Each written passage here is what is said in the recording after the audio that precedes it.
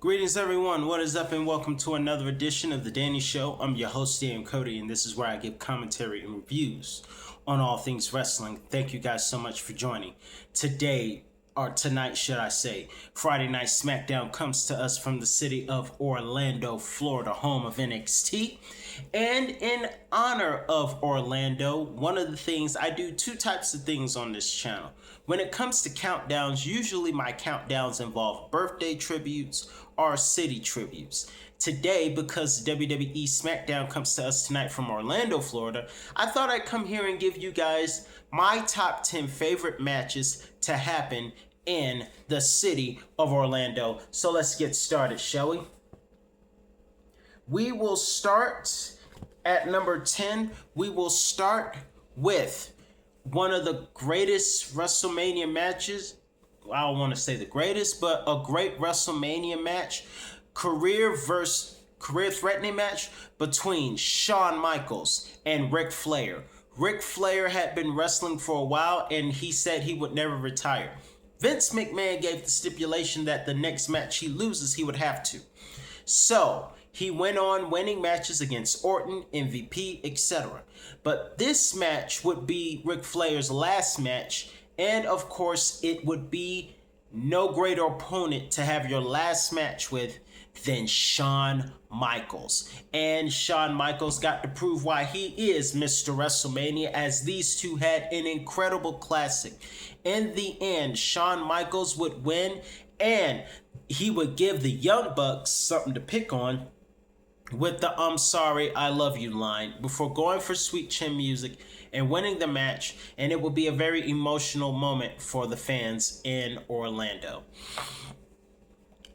Next on this list, we go 9 years later in time to WrestleMania 33, where Triple H would face off against Seth Rollins in what was teacher versus student, passing of the torch type of wrestling match.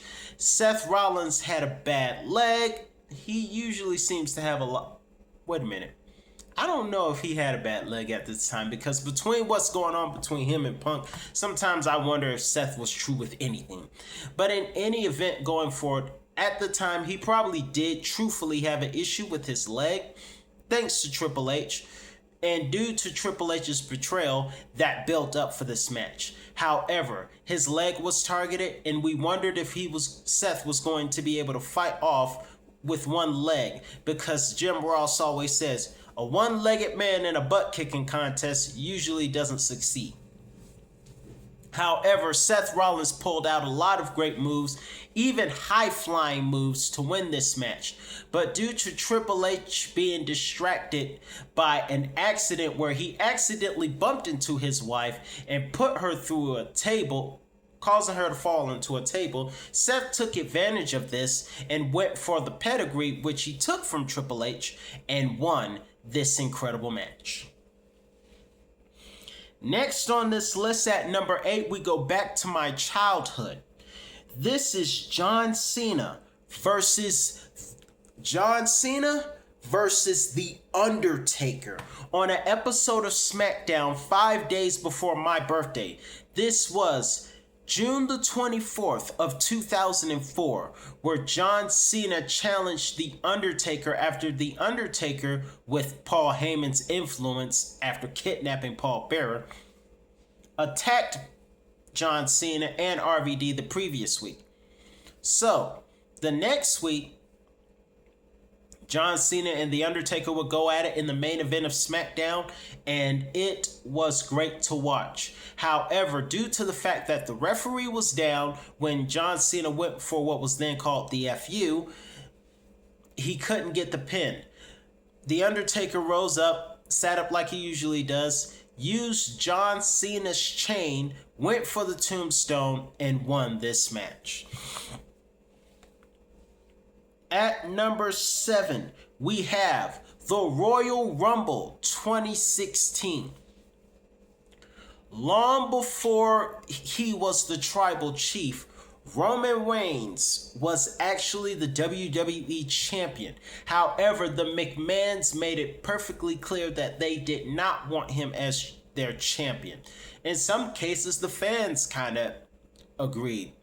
When do you ever see fans agreeing with the McMahons kayfabe-wise?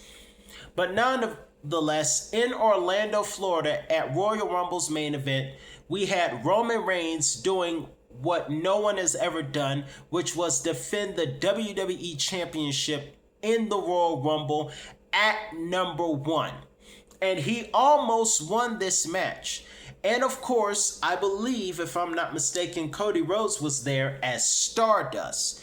We also had a surprise appearance by the debuting AJ Styles. Even seeing Brock Lesnar was in this match. Bray Wyatt, God rest his soul, was in this match. Luke Harper, God rest his soul, was in this match. Braun Strowman, Mark Henry, I think Mark Henry was in there. I know Big Show was there because he got eliminated by Braun Strowman. So a lot of great names in the match, the Royal Rumble match of 2016. And Roman Reigns almost won this match successfully until a returning Triple H came in and not only eliminated him, but would go on to eliminate the final contestant, Dean Ambrose, now known as Jon Moxley, to win the WWE World Heavyweight Championship, only to lose it at WrestleMania 32 back to Roman Reigns. Next on this list, speaking of AJ, at number 6 we have AJ Styles versus Shane McMahon, WrestleMania 33. I believe, if I'm not mistaken, no, I don't think I'm mistaken. If I'm not mistaken, this match was the opening match for WrestleMania of that year.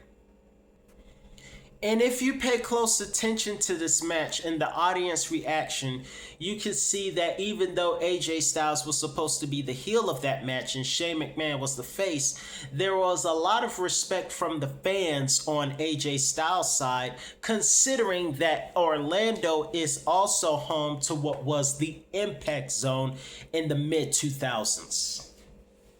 So, of course, there was a lot of respect. There was a lot of breaking of tables. You even had use of trash cans from going coast to coast.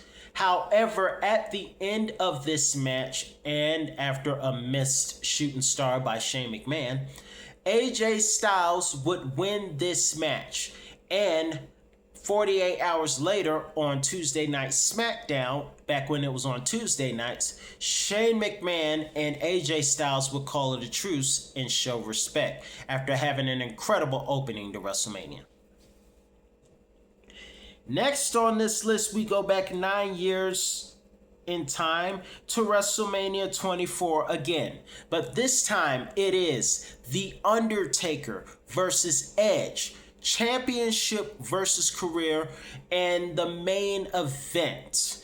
Now, we also noticed that during this night, The Undertaker brought back an old piece of history, as this would be the first time one of my all-time favorites would bring back his jacket from his entrance jacket from 1998. And he looked so much smaller, which lets you know The Undertaker lost a lot of weight since 1998. But in any event, The Undertaker and Edge fought for the World Heavyweight Championship as Edge was the World Heavyweight Champion and had so much advantage and momentum over the Dead Man. However, it wasn't a tombstone that kept Edge down. Thankfully, as we do for many years, we got to see The Undertaker pull out one of his very special WrestleMania moves, going for that special dive that he does once every year. But it wasn't the tombstone that won this match. It was the newly used and discovered by The Undertaker Hell's Gate submission hold. It is a choke hold, almost mixed martial art like, that made Edge tap out as he was coughing up blood to win the World Heavyweight Championship for an unprecedented 6th time, and closing out the show where he is the master and undefeated. Next on this list at number 4, we go to WWE NXT TakeOver Respect with Bayley, schizophrenic Bayley now, versus then known as Sasha Banks, now known as the belt collector Mercedes Moné, the CEO. This match was for the NXT Championship, and these two already stole the show at NXT Brooklyn. So how do you steal the show again? Your main event NXT TakeOver Respect with the Women's Championship on the line of NXT. And this was a women's Iron Man match for 30 minutes, and they gave their best. But when you think about this match, one of the things you remember is how Sasha Banks heelfully taunted Bayley's youngest fan at that time, even making her cry. Now that's heel move one-on-one. Now Sasha, or Mercedes, is much like people such as CM Punk and Randy Orton. They're good at being fan favorites and disliked at the same time. But in this match, Banks was very disliked, especially after doing that. But at the very last second, Banks submitted, causing Bayley to retain her NXT Women's Championship. However, after the match, Sasha Banks received some flowers and a standing ovation from many of the fans and NXT stars in the entryway. So despite being mean to the little girl, Sasha still had respect. No pun intended. Or maybe so.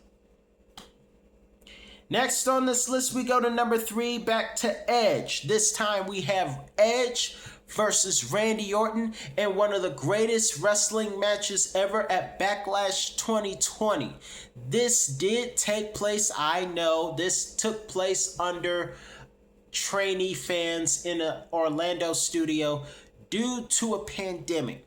But it doesn't change the fact that technically it still happened in Orlando and it was a great match.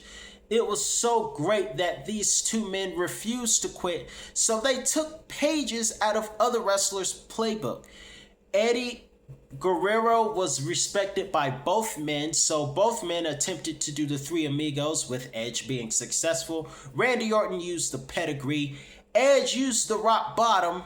They took moves out of many of the wrestlers' playbook, but in the end, heel Randy Orton, being heel Randy Orton, went for a low blow and a punt to the skull to win this match. But their rivalry wasn't over. But this was one heck of a match in their chapter. Next on this list, we have the next two matches involve AJ Styles. As we start at number 2, AJ Styles versus Bryan Danielson, formerly known as Daniel Bryan, on an episode of WWE SmackDown, June 8th of 2020 for the vacated, Intercontinental Championship. This was an excellent technical match that went more than 30 minutes. And it's just something about wrestlers 6 feet tall and under that they just really do well. Tall guys do well too, but it's something about the smaller wrestlers. They just really know how to put on shows. They just really do well. And this match did not disappoint at all. Great technical match. But after a Styles clash and a flying Styles forearm, it was AJ Styles who won this match and would become the Intercontinental Champion. Next at number 1, this is from TNA Wrestling. We have the 5-star triple threat match at at TNA's Unbreakable 2005. We go back to my childhood. 2005, TNA Unbreakable, the 5-star triple threat match between AJ Styles, Christopher Daniels, and Samoa Joe for the TNA X Division Championship, which is their version of the Lightweights Championship, although Samoa Joe is not a lightweight.